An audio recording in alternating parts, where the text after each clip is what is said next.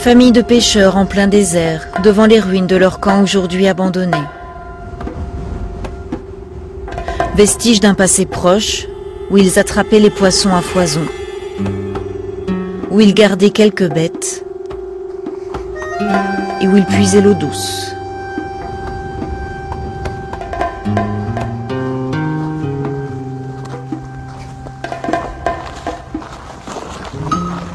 Francisco se désole.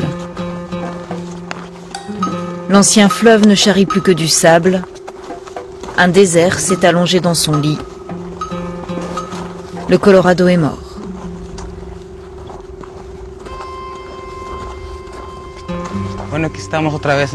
Ici, ça regorgeait d'eau.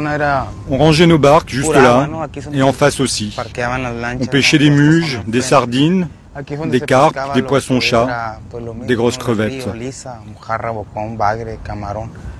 L'eau, elle allait d'une montagne à l'autre. C'était comme une mer. Quand elle est partie, tout s'est asséché. Le poisson n'a plus eu assez d'oxygène. Alors il a commencé à mourir. Tout le long, là, il s'est formé comme un grand monticule de poissons morts.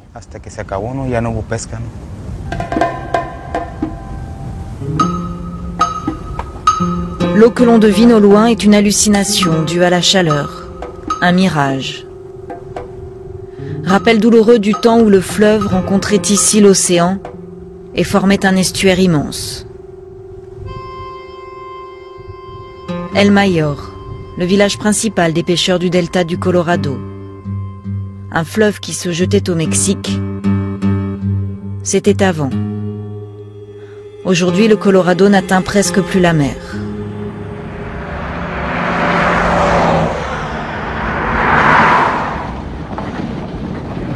Les pêcheurs se retrouvent plantés dans ce nouveau désert. Une cinquantaine de familles, des Indiens, vivent ici, les Cucapas. Leur nom signifie les pêcheurs de la rivière.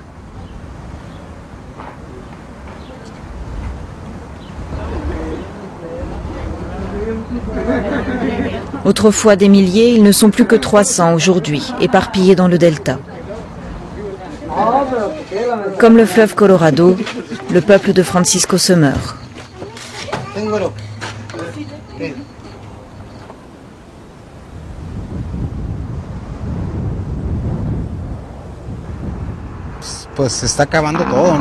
Tout est en train de se terminer.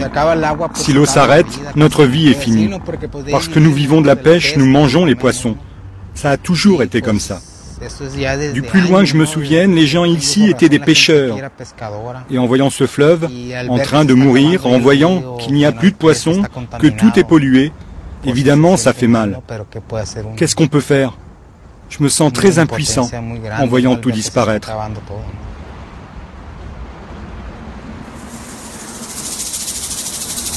Mille ans de l'histoire des Cucapas, balayés par les vents arides.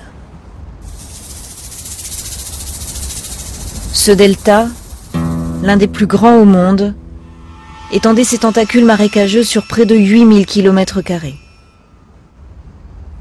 Il est aujourd'hui réduit à 5% de sa taille d'origine. Un désastre, en quelques décennies, visible par satellite.